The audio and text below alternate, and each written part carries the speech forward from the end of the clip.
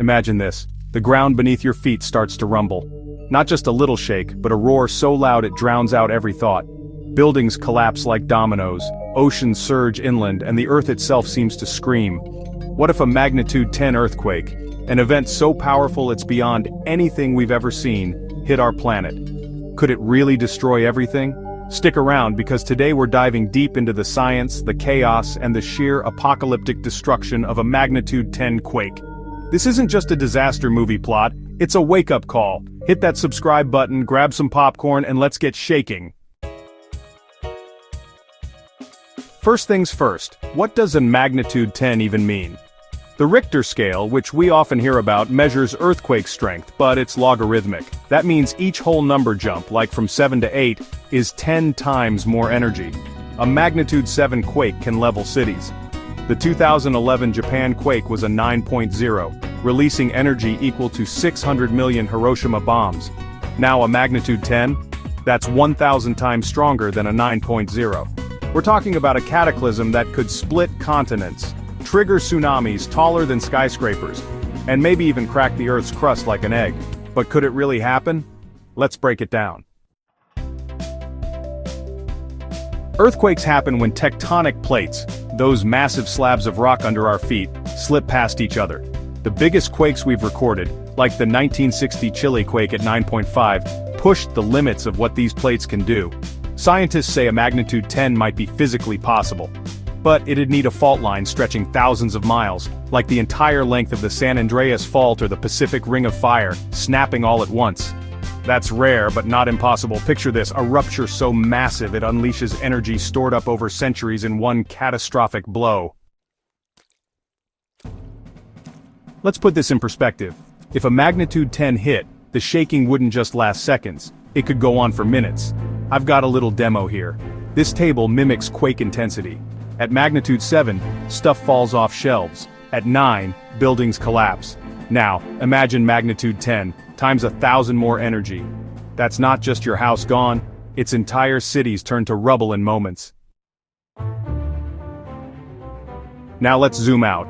Say this quake hits near a major fault, like off the coast of California or Japan. The first wave of destruction is the shaking itself. Skyscrapers sway like reeds, bridges snap, and highways buckle. In a magnitude 10, the ground could shift dozens of feet, not inches, feet. Imagine standing here and suddenly the street moves 30 feet sideways. You're not outrunning that. Within minutes, millions could be trapped under debris. Emergency services? Forget it, they'd be wiped out too. But the real nightmare comes next. Tsunamis. A magnitude 10 would displace so much water it'd spawn waves hundreds of feet high. Picture this. I'm standing on a coast right now. If that quake hits offshore, a wall of water taller than the Statue of Liberty could slam into me in under an hour. Coastal cities like Los Angeles, Tokyo, or Sydney, submerged. Millions displaced or worse. And these waves wouldn't stop at the shore. They'd barrel inland for miles, turning farmland into swamps and highways into rivers. It gets worse. A quake this big could wake up sleeping giants, volcanoes. The Ring of Fire is packed with them, Mount Fuji, Yellowstone, Vesuvius.